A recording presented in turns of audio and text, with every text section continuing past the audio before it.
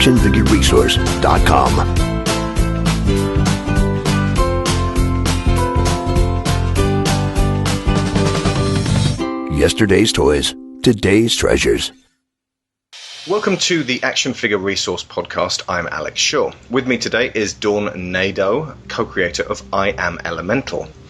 This is a new line of action figures with a unique design ethic that we'll be going to in depth shortly, but is perhaps best summed up as empowering depiction of female heroes with a more physically accurate body shape and focus on a balance of multiple personality aspects. Shorter still, not just booby supermodels designed solely to please men. Now, at the time of recording, Dawn and her colleague and co-creator Julie Kerwin have just wrapped up a Kickstarter for the first series of 7 4-inch mystery-packed action figures, and the goal was $35,000, but they finished just shy of $163,000.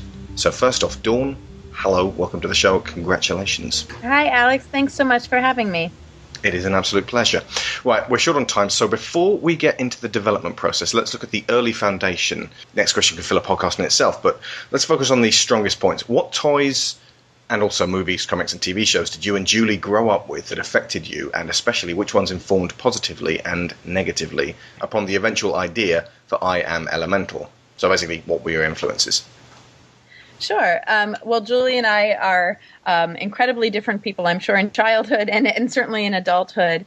I know we are both huge fans of Free to Be You and Me, which was Marlo Thomas's effort in the late 70s, and that influenced both of us separately. And even today, we really think that that's just a wonderful message and approach to having kids think about themselves. So that was one influence. We also were both huge Star Wars fans. She is much more steeped in the mythology of Star Wars, having 2 boys, than I am. She can rattle off facts and figures better than anyone, I would wager. So that's a big one there. We also both are huge Wonder Woman fans. I was a real Wonder Woman fan when I was a girl. I watched the show. I had costumes and have always dressed up and had that be a really big part of my imaginative play. Well, Wonder Woman's obvious major influence on these, looking at them. How did you and Julie first get started on this idea? Julie and I have been friends for about 8 years. She has 2 boys and I have 2 girls. We overlap in our 8-year-olds. We each have 8-year-olds, she a boy, I a girl. Gotcha. And we became great friends when they were quite small, and shared a very similar worldview, like to read the same books, like to do the same things, have the same weird, twisted sense of humor. And we started talking about what we didn't see in the market when we were buying toys, namely, when you want to buy a superhero type toy, an action figure, that small 4-inch size that we all love to put in our pocket and carry around with us as kids, that's easy and fun to collect as adults, where were the female figures in that category that we felt excited about giving to our daughters and ourselves as representative of the women that we've become? Yeah. We often talk about how we feel that there's a lack kind of in the larger cultural superhero mindset, if you will, where Spider-Man or Superman or Iron Man can appeal to a child of 4 who wants to play with the figures and act out that story, but also a grown man of 44 can collect them and enjoy the movie. And when you think about what are the storylines or the figures that can span from 4 to 44 to 84 for women, they just aren't as many, because what happens at a certain point as you grow up as a woman, those figures in particular don't really speak to you. And then thus, you don't always feel like you want to buy them and gift them or give them or share them, which is a shame, because superheroes and the idea of superpowers and this idea of saving the world and being larger than ourselves is such an important part of both, I think, child and adulthood fantasy. So what did it take to design and build the prototypes for these? Basically the next step from idea. It's a really long process, as I'm sure anyone out there listening who has tried to go from idea to something you can hold in your hand, no matter what it is, whether you're designing a widget or a book or an action figure. It's much longer than you want. but that in that time is built in a creative tension that really helps, I think, make the product and the ideas be more refined and come to life. What we have now is very close to our original vision. We got very fortunate in finding 11-deplex. Tim Conroy and Haas Minor and his team there in Cincinnati, Ohio at 11-deplex is amazing. We found them and really found kind of kindred spirits, and we launched on this journey together, and they helped breathe life into our figures. It was a lot. You start with sketches, you start with 2D, you move to 3D renderings, then you move to sculpting, and then you move to prototype and 3D prints. And now we're in production getting the tools and the molding done with the great factory that we found. So it was probably about 2 years in design and development to really get to working prototype and be able to go into production. Since, say, I think it was G.I. Joe came ever so slightly before Transformers, as in the new Real American Hero, the focus for marketing action figures has been on tying it in with cartoons, movies, and comic books. You guys have gone completely against that. So why is it crucial for kids to create their own story for these figures? Yeah, where's the story? People always ask us. That's been our biggest question, and our answer is what we've said time and time again, is that if you give a kid a different toy, they're going to tell a different story. Yeah. We don't think kids have very, very rich imaginations. They don't need a lot. They need a seed, and from there, it's going to blossom and go where they need to go. So, while there's certainly great value in having the figure that represents a story you love and treasure and speaks to you, there's also great value in having a figure that helps you act out a story of your own creation. Yeah. And we're just looking at that problem in a slightly different way. And we think that kids have all the stories inside them. We've given them a lot of really cool seeds. The idea of attainable superpowers, it speaks to a lot of very common threads in popular kind of what I would say fantasy stories, and play the idea that you have inside of you. Perhaps you're a wizard and you don't know it. Perhaps you're going to walk through a hidden door and go into a magical land where you're a king and queen and can save the world. So these ideas of having something inside you that you're going to access and work with other people to help save the world, I think is something kids inherently get. And we've just given them a kind of different point to enter into those stories of their own design. You got out of your way to point out that these were not powers bestowed upon them by some alien overlord or a spider bite or something like that. Yeah, right. It's just a different take on it. Yeah, it's very similar as well to. You must have had people say this to some of the most positive aspects of My Little Pony: Friendship is Magic. Each character representing a different aspect of, in that case, friendship. In this case, you've gone for courage. To go over the ones could we call them characters? Because you've gone for character over characters, so I've got to be careful with my language here. I don't want to say anything dismissive, but the characters are bravery, energy, honesty, industry, enthusiasm, persistence, and fear. Now, as I said on Twitter, I could talk about the fact that fear's in here for half an hour in itself. I love that fact. It's a somewhat contentious element. What was the thinking behind that? Well, if you can work in the other ones as well, then go for it in your answer. I love fear. Fear is my favorite element. It sparked so much great debate, which is what we want from the elements. I mean, in a nutshell, you can't have courage without fear, because in the absence of fear, you have no need for courage. So that's why it's there. It has to be there. In terms of stepping back and look at the larger kind of context of the elements of power, when we first started talking about this idea a while ago, and we were kicking around, why aren't there these action figures, and kind of what was there, Julie kind of woke up one day and came to me and said, I have it. And I said, what? And she said, it's not superheroes, it's superpowers. And she kind of took the periodic table of elements and erased it, and said, just like in the periodic table of elements, the chemical compounds are the building blocks of all matter? What if we looked at the elements of power, and what are the building blocks of character?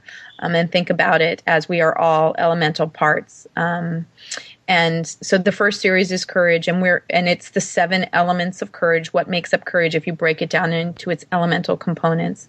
The figures are the personification of those powers. They're not meant to be people, which is why the skin tones are in this series is the red series, so they hue in a very warm feel.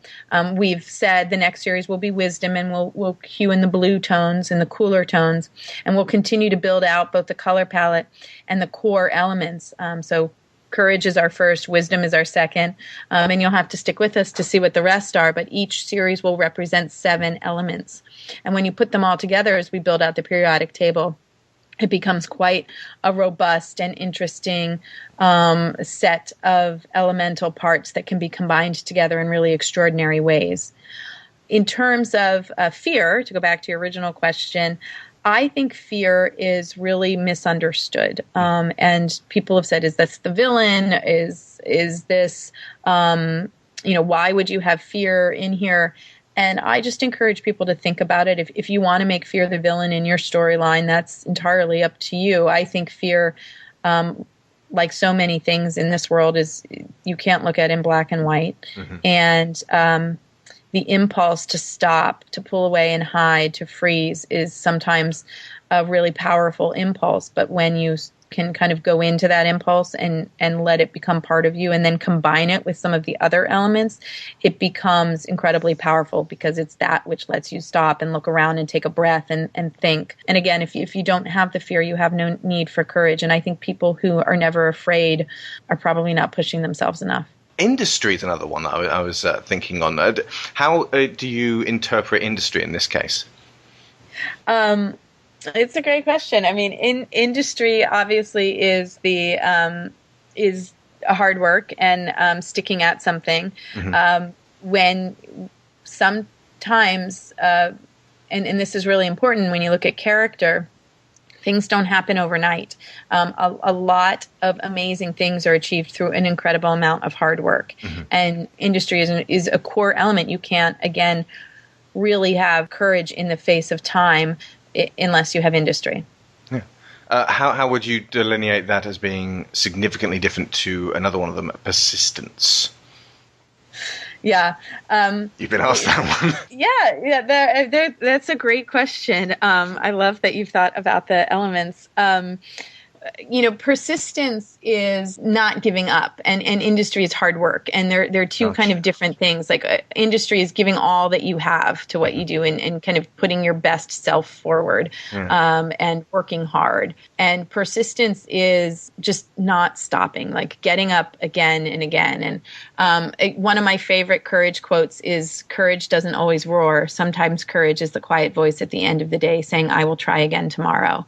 And to me, that's persistence. I have that quote above my desk, and I think about it a lot. And I think whether you're an entrepreneur or, for me, my 6-year-old resonated with the idea of persistence because she's really struggled with the monkey bars and with reading. And we talk a lot about persistence, which is, okay, dust yourself off, get up, do it again.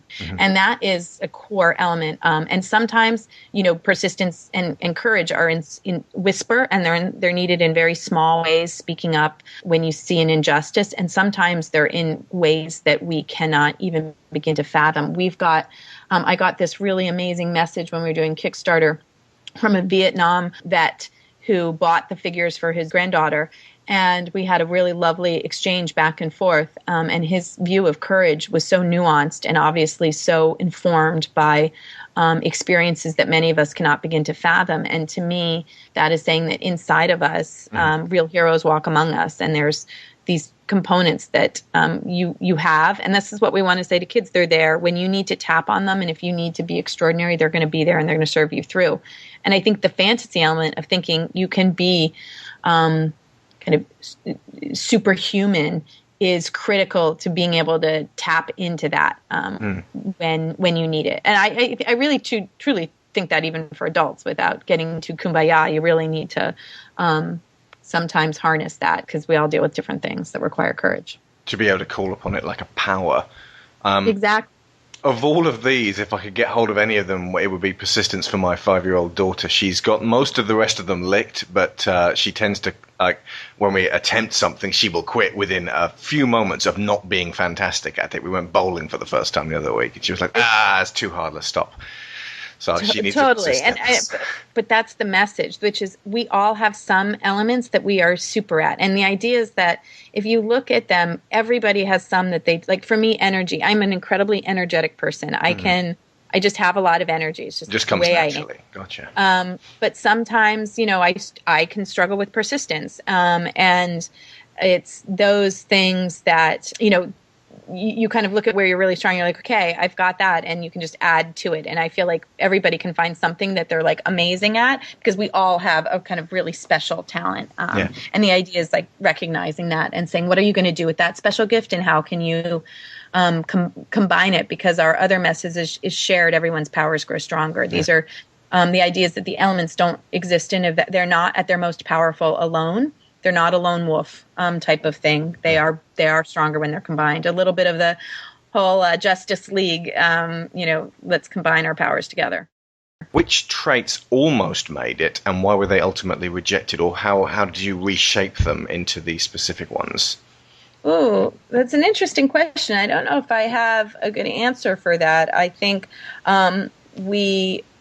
Julie especially did a ton of research when this is where we each have different superpowers and we kind of attack problems in a different way.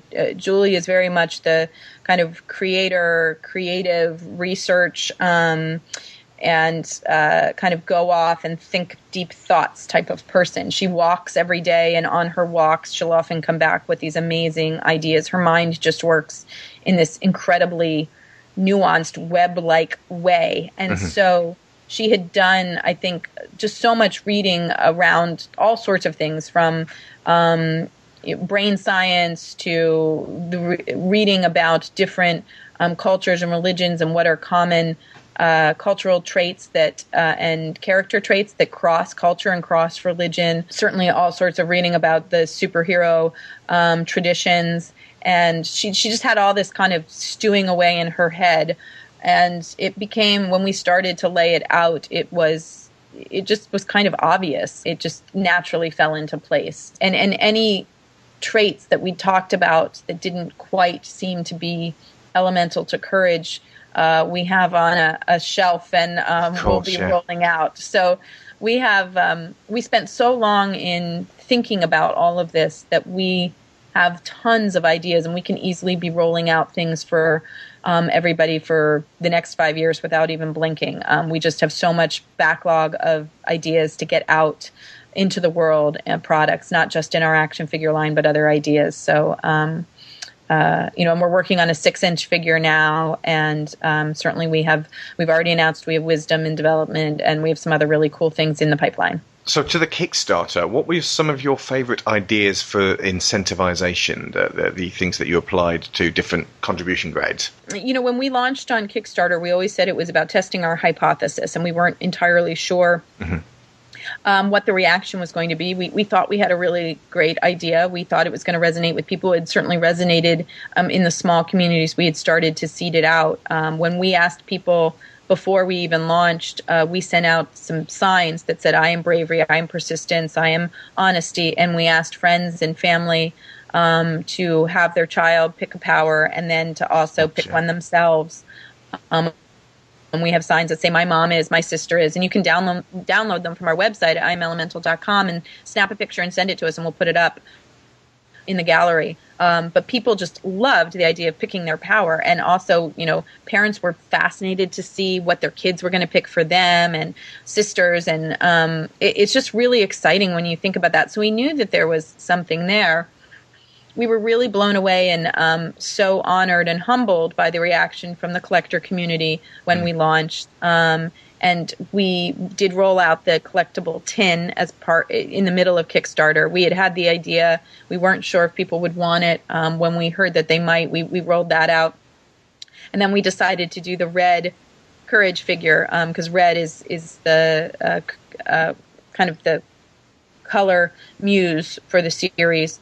And then we let everybody vote what was their favorite element, and that it was honesty at the end, and that's the one that will be. It was honest. It was a tie at the very end between persistence and honesty, and it's like literally like 3 minutes before because we said Julie took a picture of it at the second that Kickstarter closed because we said it's going to have to be, and at the last minute there was a little flurry of voting and honesty won, and so we're going to produce her with red armor, and that will only go to Kickstarter backers. Gotcha. So that's going to be a kind of a collectible like a variant thing just for Kickstarter backers. So yeah, those were some of the things we thought about.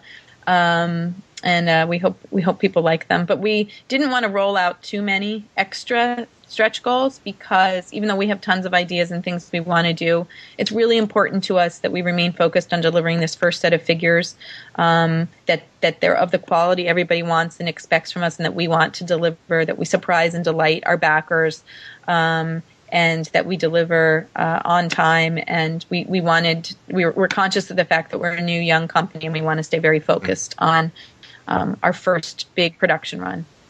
Regarding the people picking their own favorite element, that should technically play at odds with the whole mystery packaged figure thing. However, it encourages people to get the whole group. The idea being, rather than focusing on the lone wolf, projecting yourself onto this one superhero, it's seeing yourself more as part of a team, or seeing that elements that strengths that you possess can contribute towards a greater, I want to say the greater good. I think the idea is that you kind of look at collecting the powers, and the powers are inside of you, and you view yourself as a superhuman, and that kind of over time you will build up your powers. I think the idea of collecting over time, though, is kind of cool because all of these sometimes, even as adults, we realize that you hone character traits over time, and that it's okay to wait a little while to, if you're not everything all at once, don't worry, you're going to get there type of message.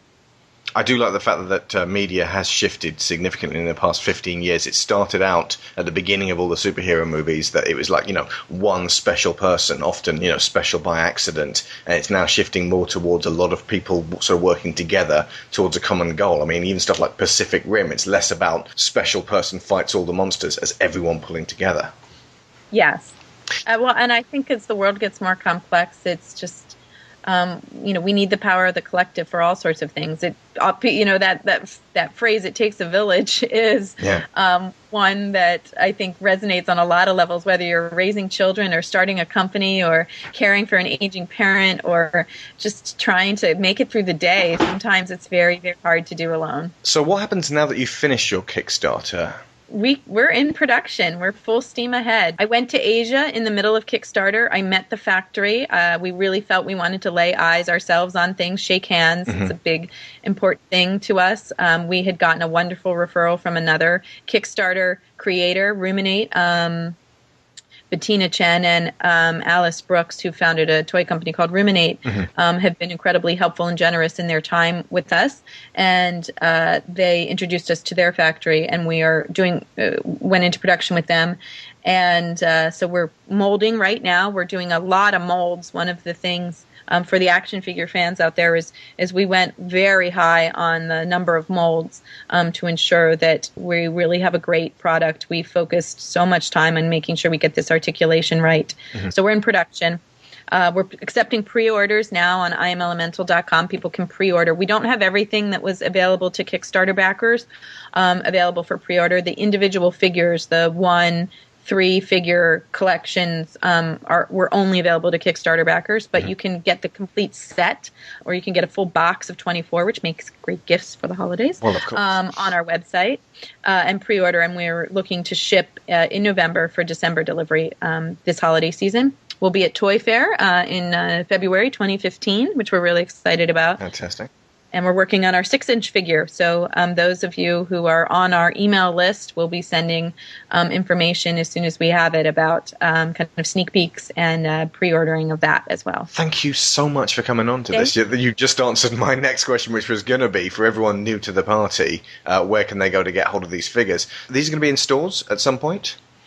Yes, and actually, we if anybody has a store in their local area they would like us to reach out to, let us know. We've gotten we're just now starting our retail outreach, and one of the things the reasons we were so focused on the number of backers for the Kickstarter campaign was we really wanted to be able to go to retailers. I know it's hard for small toy stores to take a risk on a new company, Of course. and say, look, this is something that people in all 50 states, 6 continents backed. We've gotten some really great press, and that there will be a demand. So we're doing our outreach to toy stores right now. They can the individual mystery packs are available for wholesale, and as well as the complete set lunchbox carry case.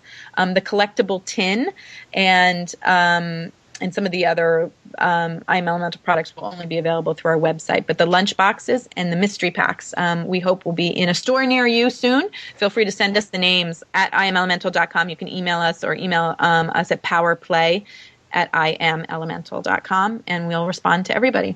Thank you. Brilliant. Thanks, Alex. Yeah, we'll come back again. Fantastic. Well, we personally will be following the progress of the IAmElemental line anyway, because it is of great interest to us. So we're going to be updating our fan base along the way as to your progress.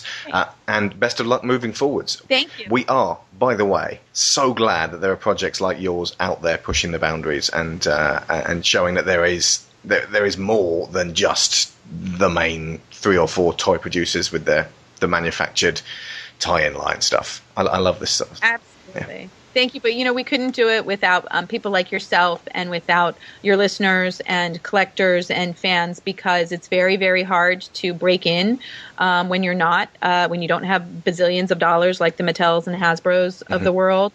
And it really relies on a grassroots effort, spreading the word, saying to people, hey, I saw this cool thing. So we're deeply appreciative. We recognize that people have don't have a lot of time, and we're thankful for the time that anyone spends listening, thinking, sharing, tweeting, all that kind of stuff. We're deeply appreciative of it. So thank you. No worries at all. It's an absolute pleasure and an honor. So folks, if you want to know more, go to IAmElemental.com and probably going to go on there and start ordering myself, because I think my daughter will like these as well as my wife and me. Okay, thank you very, very much, Dawn, and we will be back very soon with more news, reviews, overviews, and interviews at Action Figure Resource. I've been Alex Shaw. Have you ever asked yourself, where are the action figures for girls? Because these action figures definitely weren't designed for girls. They were designed for the adult male collector. Decidedly more Hooters than heroin. We asked the question. The answer? It's not superheroes, it's superpowers. All the superpowers we could ever want or need are already inside each one of us. Instead of the periodic table of elements, humans have a whole other set of building blocks, the elements of power. Armed with this knowledge, we researched, planned, and outlined a series of action figures. And then we searched out people with powers to share. Some helped us design our visual identity, and others helped us to personify the powers. Using Joan of Arc as a muse, because real heroes walk among us, we designed our first set of figures. Figures that embodied the components of courage, stood for character without being reduced to characters, were more heroine than Hooters, and most important, were fun to play with. To be clear, this is not an anti-doll, anti-princess movement. Rather, we believe that if you give a girl a different toy, she will tell a different story. In the IAmElemental universe, every girl is a superhero, and every superhero sometimes needs to play with power. Dawn and I know that the best thing about the elements of power is that shared, everyone's powers grow stronger. In that collaborative spirit, we come to you, the amazing Kickstarter community. Real superheroes who use their powers to help people move beyond creation to construction. Please help us put power in the hands of everyone you know.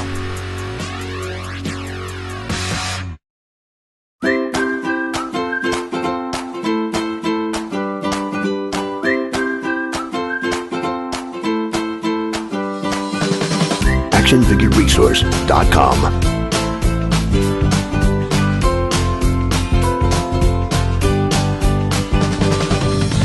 Yesterday's toys, today's treasures.